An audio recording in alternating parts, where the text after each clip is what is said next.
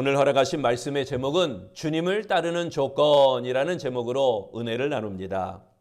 앤드류 마리아가 쓴 이야기 속에 담긴 진실이라는 책이 있습니다. 이 책에 이런 이야기가 나옵니다. 사막의 교부로 알려진 마카리우스가 꿈을 꾸었습니다. 꿈속에서 주님이 힘겹게 십자가를 지고 가시는 것을 보았습니다.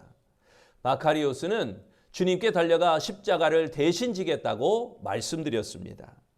하지만 놀랍게도 주님은 그가 안중에 없다는 듯이 십자가를 지고 묵묵히 걸어가실 따름이었습니다. 마카리우스는 다시 주님께 간청했습니다. 주님, 제발 저에게 십자가를 넘기십시오. 그러나 이번에도 주님은 모른 채 하시며 십자가를 힘들게 걸쳐매고 걷기만 하셨습니다. 마카리우스는 가슴이 아프고 당혹스러웠지만 끈기 있게 주님 곁에 따라붙었습니다.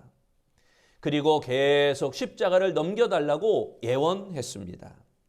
그러자 주님께서 십자가를 어깨에 메신 채 발걸음을 멈추더니 그에게 몸을 돌리셨습니다. 그리고 마카리우스가 주님을 처음 목격했던 그 자리를 손으로 가리키며 말씀하셨습니다. 아들아, 이것은 내 십자가이다. 네가 조금 전에 내려놓은 너의 십자가는 저기 있지 않느냐. 내 십자가를 져주려고 하기 전에 너의 십자가부터 먼저 져려보냐. 마카리우스는 주님이 가리키신 곳으로 달려가 보았습니다. 거기에는 그의 십자가를 바닥에 나둥그려져 있었습니다. 얼른 십자가를 걸머지고 주님이 계시는 곳으로 달려왔습니다. 와서 보니 놀랍게도 주님의 어깨에 메었던 십자가가 없어졌습니다. 마카리우스가 물었습니다. 아니, 주님의 십자가는 어디로 간 겁니까? 그때 주님께서 빙긋이 웃으면서 대답하셨습니다. 아들아, 사랑으로 내 십자가를 질 때 내 십자가를 지는 것과 다름이 없단다. 주님을 따르는 것이 무엇인지 우리에게 보여주는 그런 대목입니다. 마가복음 8장은 제자도에 관한 예수님의 교훈입니다. 예수님의 십자가 순환 예고를 들은 베드로가 강하게 반대하였습니다. 베드로는 이러한 태도로 인하여 예수님께 사탄이라고 책망을 들었습니다. 그렇다면 왜 베드로가 그 십자가를 반대했을까요? 고난이 없는 영광을 기대하였기 때문인 것입니다. 베드로는 예수님이 유대의 왕이 되시면 자신도 영광의 자리에 앉으려고 하였던 것입니다. 그런데 십자가에서 죽겠다고 하시니 그럴 수 없다고 만류하신 것입니다. 베드로는 십자가의 관문을 넘은 후에 비로소 영광이 주어진다는 사실을 알지 못했습니다. 십자가가 짐이 된다고 벗어버린 것은 아닙니까? 주를 따르는 자는 반드시 십자가를 지고 가야 할 그 십자가가 어깨에 있어야만 합니다. 십자가의 길은 누구도 피할 수가 없습니다. 십자가는 영광을 얻기를 소망하는 자가 반드시 넘어야 할 최대의 관문입니다. 그러기에 예수님께서 나를 따르려면 조건이 충족되어야 한다라고 단호하게 말씀하시는 것입니다. 그렇다면 주님을 따르는 조건은 무엇일까요? 첫째, 하나님의 일을 생각하라라는 것입니다. 복음성가 여러분 잘 아시는 야곱의 축복 있죠. 이 야곱의 축복을 만든 이기현 음악 감독은 미숙아로 태어나서 인큐베이터 안에 있었다고 합니다. 그때 산소 압력 조절을 실수로 해서 시신경이 끊어져 시각 장애자가 되었습니다. 하지만 이기현은 한국의 스티비 원더라고 불리며 CCM 작곡가 겸 가수 그리고 음악 감독으로 활동하게 됩니다. 500여 곡이 넘는 복음성가를 작곡하고 편곡하였습니다. 그는 불교 집안에서 태어났는데 기도받으면 눈이 떠진다라는 소식을 듣고 8살 때 어머니를 따라 기도원에 갔습니다. 기도원에서 키보드 소리, 그러니까 전자 피아노 이 소리를 듣고 처음으로 음악에 눈을 떴습니다. 키보드 소리가 신기했어요. 반주자에게 쳐보고 싶다고 했지요. 처음에는 화음 3개를 알려주시더군요. 쭉 듣고 따라치다가 석 달 만에 예배 반주자를 하게 되었어요. 그의 고백입니다. 이후 음악은 이기현의 삶의 전부가 되었습니다. 개인 지도를 정식으로 받은 적이 없었으나 천부적인 재능을 갖고 태어난 그는 다루지 못하는 악기가 없었다고 합니다. 그는 복음성가를 작곡하고 편곡해서 예수님을 증거하였습니다. CBS 새롭게 하소서 여기에 출연해서 이렇게 고백했습니다. 내 눈보다 귀한 예수님입니다. 나는 눈을 잃었지만 소경이 되어서도 예수님을 만났기에 행복합니다. 오직 예수님만 바라보고 예수님만 의지하고 예수님만 증거하며 살기를 원합니다. 비록 두 눈은 멀었으나 이 기현은 주를 따라가고 있었습니다. 오직 예수님만 생각하고 예수님만 찬양하고 예수님께 영광 돌렸습니다. 많은 사람이 그의 노래를 통해 은혜를 받고 주께 돌아오게 되었다고 합니다. 그 역시 예수님을 만난 후 절망에서 벗어나 주를 따르는 자가 되었던 것입니다. 목적도 방향도 없는 사람들과 휩쓸려 다니며 사람의 일만 생각하는 그런 자가 되지 마시기를 바랍니다. 하나님의 일을 먼저 생각하고 주를 따르는 길을 택하는 우리 아름다운 성도 되시기를 바랍니다. 33절 말씀을 봅니다. 예수께서 돌이키사 제자들을 보시며 베드로를 꾸짖어 이르시되 사탄아 내 뒤로 물러가라. 내가 하나님의 일을 생각하지 아니하고 도리어 사람의 일을 생각하는도다 하시고, 여기에 하나님의 일이라는 말씀은 하나님이 원하시는 일이라는 의미입니다. 주를 따르는 자들은 하나님의 일을 생각하여야 합니다. 사람의 일을 먼저 생각한다면 베드로처럼 사탄이라고 책망을 듣게 될 것입니다. 여러분, 우리의 모습은 어떻습니까? 사람의 일을 생각합니까? 하나님의 일을 생각합니까? 여러분, 하나님의 일을 먼저 생각하는 아름다운 성도 되시기를 바랍니다. 하나님의 일은 하나님의 계획에 따라 십자가를 지는 일인 것입니다. 그러나 사람의 일은 고난과 죽음을 포기하고 세상 영광을 얻으려 하는 것입니다. 베드로는 예수님께 십자가의 길을 포기하고 세상 영광을 얻는 길을 요구하였던 것입니다. 그리스도인들이 하나님의 말씀대로 살지 못하는 이유가 바로 이것입니다. 삶의 가치관을 바꿔야 됩니다. 사람 중심에서 하나님 중심으로 변해야 하는 것입니다. 하나님의 일부터 생각하여 주님을 따르는 조건에 충족되는 아름다운 성도 되시기를 바랍니다. 두 번째, 주님을 따르는 조건은 자기를 부인하라라는 것입니다. 성공의 법칙이라는 책을 쓴 맥스웰 몰츠는 성형외과 의사였습니다. 수많은 시술과 임상을 통하여 외모가 바뀌었을 때 나타나는 내면의 변화를 관찰했습니다. 스스로 어떤 사람은 자신감을 얻어서 긍정적인 인생을 살았습니다. 반면 어떤 이들은 외모가 나아졌음에도 여전히 부정적인 자아에서 벗어나지 못하는 그런 사람들을 발견했습니다. 내면에 각인된 불행과 실패의 자아 이미지를 바꾸지 않고는 아무리 외모를 바꾸어도 인생을 변화시킬 수 없다는 것을 깨달았다는 것입니다. 진정한 변화는 마음의 성형수술로부터 시작하여야 한다라고 강조하는 것입니다.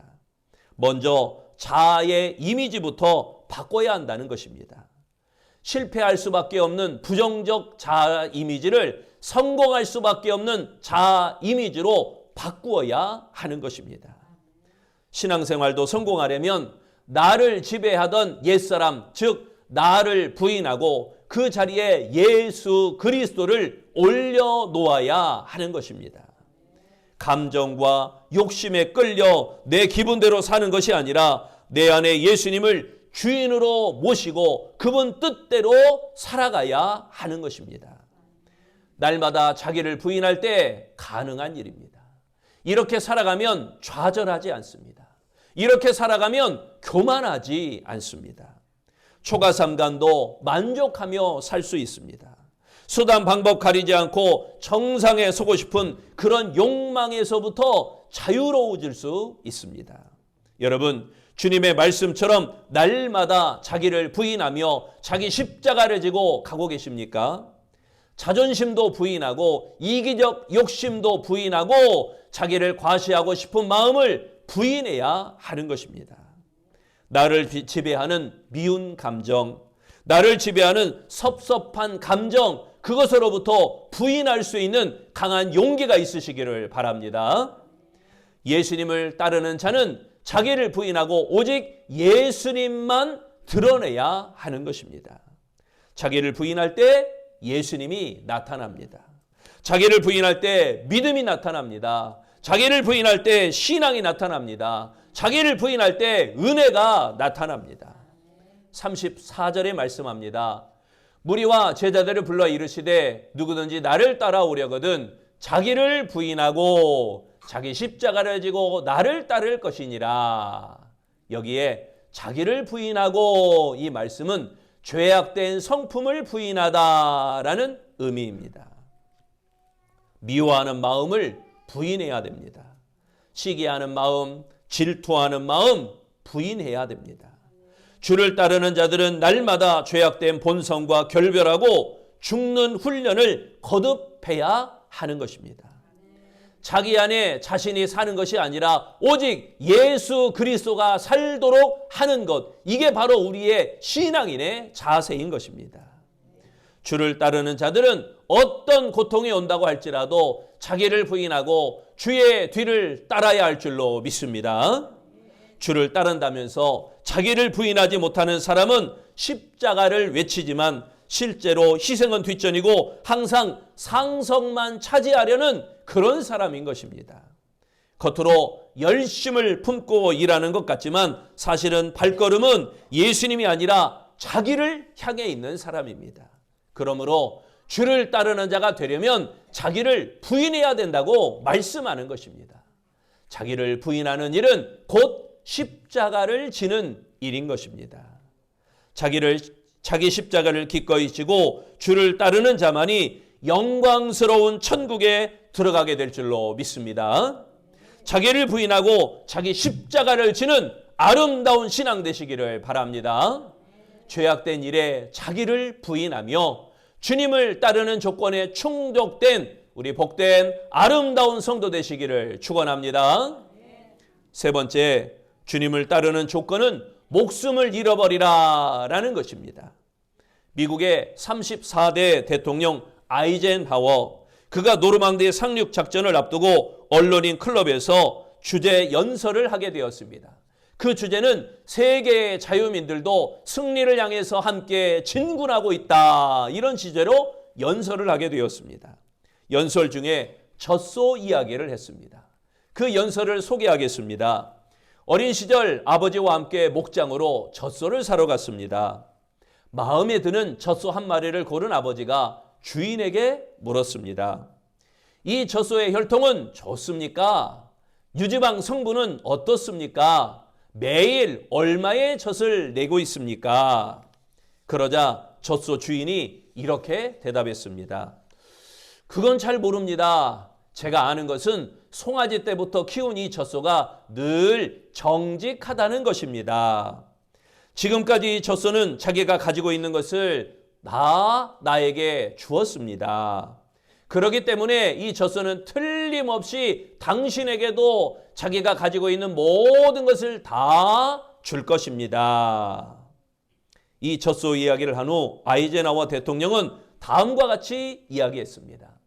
존경하는 여러분, 저는 늙은 젖소와 같습니다. 대통령으로서 가진 모든 것을 국민 여러분과 미국을 위해 다 바치겠습니다. 연설을 듣던 언론인들이 모두 일어나 뜨거운 박수로 화답했다고 합니다. 여러분, 예수님을 위해 목숨을 잃어버릴 각오가 되어 있습니까? 예수님을 위해, 주를 위해 손해볼 수 있습니까?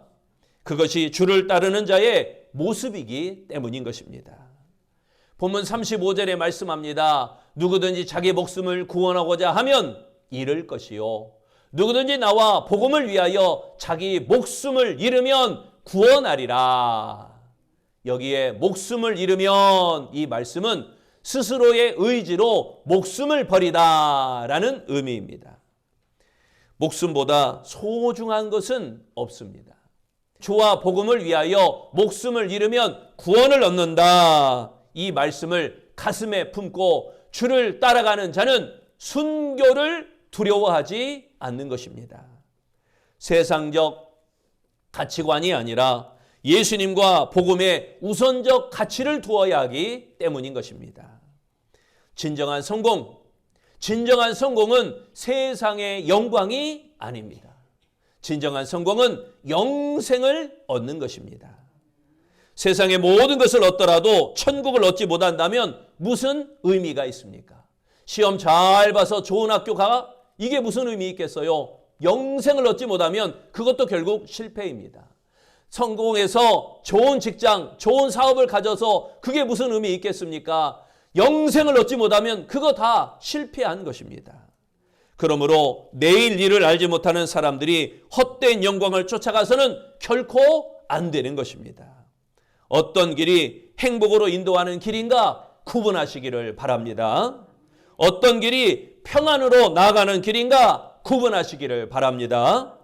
아무쪼록 예수 그리스도를 위하여 목숨을 버리는 길을 선택하는 우리 아름다운 순교적 사명자가 되시기를 축원합니다. 주를 위해 목숨을 잃어버린 사람은 영원히 쇠하지 않을 영광을 누리게 되어질 것입니다. 주를 위해 목숨을 잃으면 영원한 영광을 얻게 된다는 것입니다. 여러분, 주를 위해 목숨을 잃어버린 사람이 되어 주님을 따르는 조건에 충족되시기는 아름다운 성도 되시기를 바랍니다. 디트리트 본 회퍼, 독일의 사명가이기도 하고 사역자, 귀한 목사님으로 독일의 나치에 항거했던 귀한 독립운동가이기도 합니다. 나를 따르라 라는 책이 있는데, 이 책은 산상수훈을 토대로 제자의 도리를 밝힌 그러한 책입니다. 보네퍼는 이 책에서 제자라는 말 대신 뒤따르는 자라는 말을 합니다. 제자라는 말 대신 뒤따르는 자, 제자라는 말보다 더욱 역동적인 의미를 주려는 뒤따르는 자라는 단어를 사용했습니다. 이것은 예수님의 말씀을 제대로 따라서 그렇게 하였다고 합니다. 예수님은 내 제자가 되라 라고 하지 않고 나를 따르라 라고 말씀하셨습니다. 34절에 말씀하십니다. 누구든지 나를 따라오려거든 자기를 부인하고 자기 십자가를 지고 나를 따를 것이니라. 그러기에 주를 따르는 일은 결단과 용기가 필요합니다. 주를 따르는 일은 말씀과 기도를 통해서만 가능하다는 것입니다. 사랑하는 성도 여러분, 사람의 일보다 하나님의 일을 먼저 생각하며 주를 따르시기를 바랍니다. 자기를 부인하고 십자가를 지고 주를 따르시기를 바랍니다. 또한 복음을 위해 목숨을 버릴 각오를 하고 주를 따르시기를 바랍니다. 그렇게 주님을 따르는 조건에 충족된 우리 아름다운 성도, 하나님으로부터 인정하여 나를 따르라 라는 하나님의 음성을 듣는 복 있는 성도들이 되시기를 축원합니다. 기도하겠습니다. 날마다 나를 부인하고 주님을 인정하며 살게 하여 주옵소서. 날마다 나를 내려놓고 주님을 따라 살아가는 자 되게 하여 주옵소서. 날마다 나를 부인하고 주를 따를 때 나의 십자가를 지고 주를 따르기를 원합니다. 아름다운 제자도 내가 뭔가 이루고자 하는 제자가 아니라 주님을 따르는 자, 주님을 뒤따르는 자, 하나님의 일을 먼저 생각하며 주를 따르는 자 되게 하시고, 자기를 부인하고 십자가를 지며 주를 따르는 자 되게 하시고, 복음을 위하여 목숨을 버릴 각오를 하고 주를 따르는 우리 아름다운 성도 각 사람 심령들이 다 되어 하나님으로부터 인정받고 하나님으로부터 칭찬받고 하나님으로부터 사랑받아 그 맡겨진 사명을 가지고 주의 일에 더욱 힘쓰는 자가 되어 십자가 생명 복음을 전하는 일에 앞장서 나가는 우리 아름다운 성도 되어지기를 예수님 이름으로 기도합니다. 아멘.